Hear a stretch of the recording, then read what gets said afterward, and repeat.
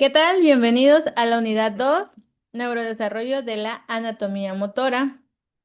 Y de esta unidad se desarrolla el siguiente subtema. Es esta es la cápsula 4 y el subtema es la distribución de tareas neuronales. Así que presta mucha atención para que aprendas el contenido de hoy. Introducción.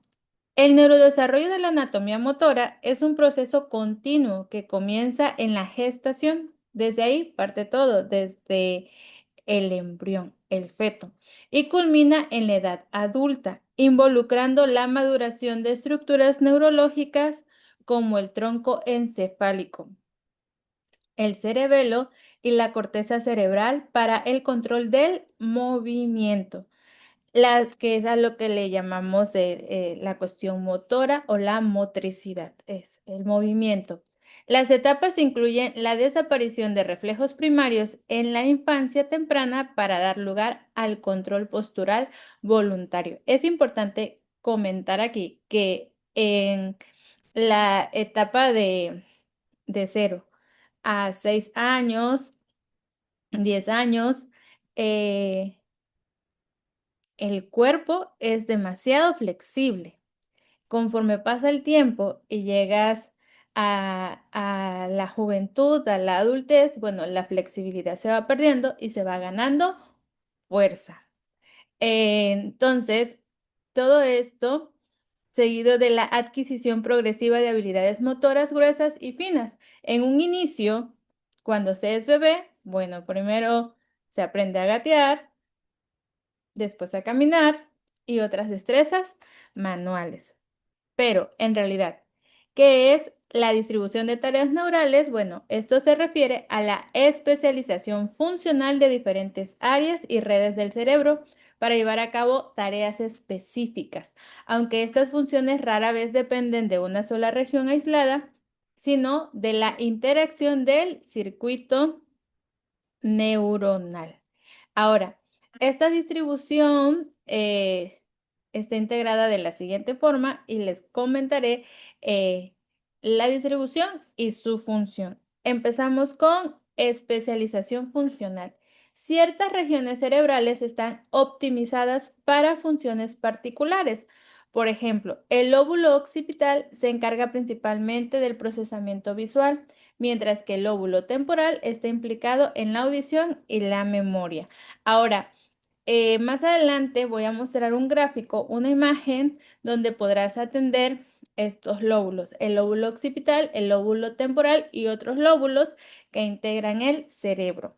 Ahora, procesamiento en red. Las tareas complejas como el pensamiento, las emociones y el movimiento requieren la integración de información a través de extensas redes de neuronas interconectadas.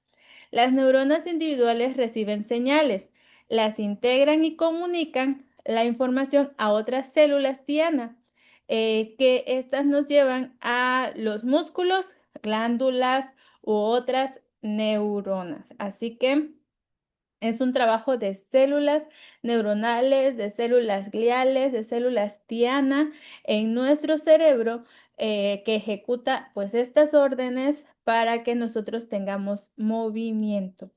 Plasticidad. El cerebro no es estático, para nada es estático, se renueva, se regenera también con base en el cuidado que tú le puedas dar desde el descanso y la nutrición y el ejercicio. Las conexiones neuronales se pueden fortalecer, debilitar o formar de nuevo en respuesta al aprendizaje y la experiencia. Un proceso conocido como plasticidad cerebral. Recordemos que en la etapa adulta la plasticidad cerebral, bueno, ocurre en menor manera, pero pues se sigue dando. Así que es importante que cuando se llegue a la etapa adulta, pues potenciemos esas acciones que pueden mejorar la plasticidad en nuestro cerebro. En los primeros años, pues se da por su origen, por cómo se va constituyendo, por cómo se va integrando, pues la plasticidad fluye, fluye, fluye, pero llega el momento en que se llega a la etapa adulta donde esta disminuye y es donde nosotros debemos apoyar al cerebro. ¿Cómo? Pues descansando, alimentándonos sanamente, haciendo ejercicio, leyendo, meditando, todas estas actividades que son ejercicios sanos para potenciar el cuidado del cerebro. Así que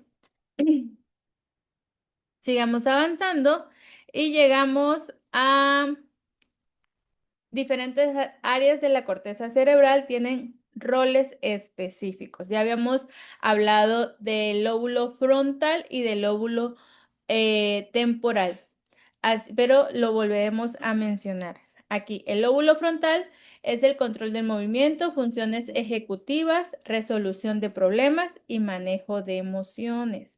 Este lóbulo frontal es muy importante. Considero que las personas explosivas no tienen un control total del lóbulo frontal, porque es importante poderse contener, poder tener este dominio propio personal, actuar con inteligencia, eh, más que, mm, más que un desborde, ¿no? Desmedido de emociones. El lóbulo parietal, procesamiento de información sensorial que tiene que ver con los sentidos, tacto, temperatura, dolor e integración de la percepción espacial. El lóbulo temporal, procesamiento auditivo, memoria y lenguaje, como el área de Wernicke para la comprensión. El área de Wernicke es precisamente esa, el área del lenguaje. Y está el lóbulo occipital, que es el procesamiento de la información visual. Ahora, principios de distribución neuronal, localización de funciones, la modularidad. Ciertas áreas del cerebro están especializadas en tareas específicas. Esto es gracias a los lóbulos. Por ejemplo, el lóbulo occipital se encarga de la visión, mientras que parte del lóbulo temporal controla la audición y la memoria. Eh, procesamiento, procesamiento distribuido, conexionismo.